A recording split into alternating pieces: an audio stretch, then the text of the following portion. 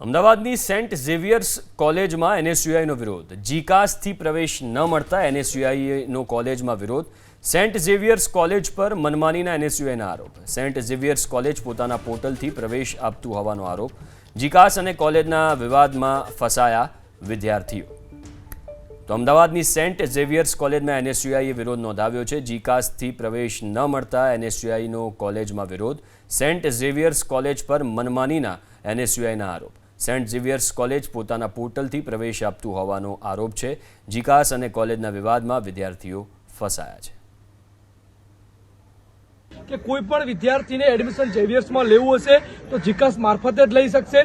એક બાજુ ઝેવિયર્સ પ્રશાસન એવું કહે છે કે અમે જીકાસ દ્વારા એડમિશન નહીં આપીએ, અમે અમારી વેબસાઇટથી એડમિશન આપીશું. અમારી મેટર કોર્ટમાં ચાલે છે. આ 425 રૂપિયા લેખે 3000 જેટલા વિદ્યાર્થીઓની ફી ઝેવિયર્સ દ્વારા લઈ પણ લેવામાં આવી છે. આજે આ જીકાસ દ્વારા ઘણા બધા વિદ્યાર્થીઓને ઓફર આપવામાં આવી. ઝેવિયર્સમાં જઈને વિદ્યાર્થીઓ જ્યારે ફી ભરવા આવે છે ત્યારે ઝેવિયર્સ પ્રશાસન ના પાડે છે કે અમારે ત્યાં આવી રીતે કોઈ એડમિશન આપવામાં આવશે નહીં.